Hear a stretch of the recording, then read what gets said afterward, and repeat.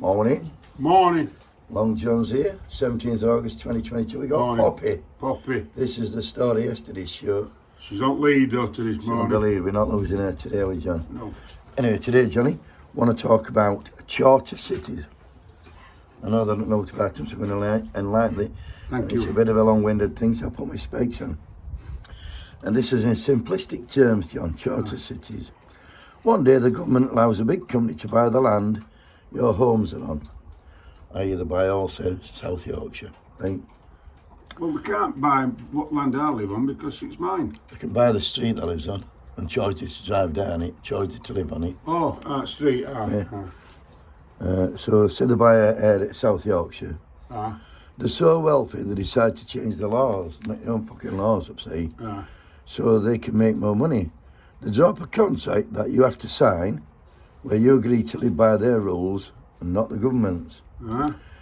If the company don't like you, or if you disagree with them,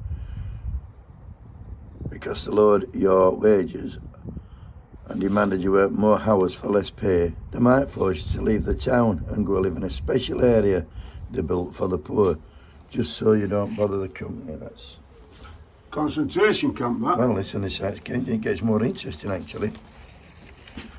That one on Twitter, that one we're putting simplistic terms. This is what I've read on in Guardian. Charter cities, the privately owned and operated cities, everything from healthcare, education and police force and judicial system, are no longer controlled by the state, but by a private corporation accountable only to itself. The corporation sets and enforces the rules with its privately owned judicial system. Sounds like Judge Dredd, doesn't it? It's somewhat dreadful. Support for this in the UK comes from the free market think tanks like the Institute for Economic Affairs. The Institute of Economic Affairs had 14 members of Johnson's first. It had 14 members of Johnson's first cabinet, while Matthew Elliott of the Taxpayers Allowance was the chief executive of the Leave campaign. The drive to leave the EU was to get away from the regulations it insisted upon to protect citizens from international law. Sunak is a keen disciple and was spearheading the Charter Cities plan for the UK. Has he got enough money, that twat? The thing is, John, they've never got enough that fucking greedy. And as with Freeport, same sort of thing, Freeport. So said, proponents claim charter cities will create huge economic growth and reduce poverty, but there is little evidence to support this.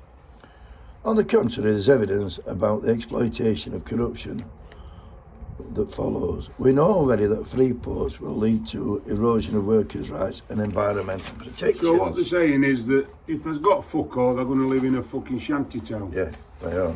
And they're going to pay to live in it. And if they can't pay to live out, they'll be like... Anyway, on we go.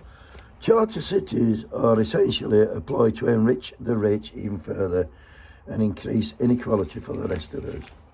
Everything will be privatised and charter cities will operate under rules defined by the Peel Group in Liverpool or DP World in London and other private companies that now own the rest of the sites. It's already fucking... Well, Peel's own Donny that's right. Doncaster Airport. Well done about that. Peel Holdings, they own Sheffield Airport. What they do, they convince Sheffield they need an airport, then convinced them they didn't need one. Then they own all that land and they've built loads of warehouses on it. Same at Doncaster.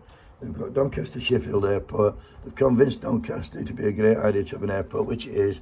Now they're saying they don't want one. Now they're saying there's not enough capacity and they want to shut it. And then they want to build a great big distribution centre. Like a Meadow Freeport type thing. That's what they're building, Anyway, on we go. If you can't afford healthcare, education or a private security force with the meagre wages that your 7 days a week, 12 hours a day job is in appalling conditions provide you, then too bad. It's your fucking fault. There's no better reason than to join a union and let the working class rule again. Come on. It's all coming. Give your fucking heads a shake. It's all coming in by stealth, John, this. That's mean, I'd advise anybody to Google charter cities and have a look, because, well, if we don't... Time to wake up, or she'll be doffing it and they'll be you'll out be to end fucking of on the your knees fucker. for the rest of your bastard lives.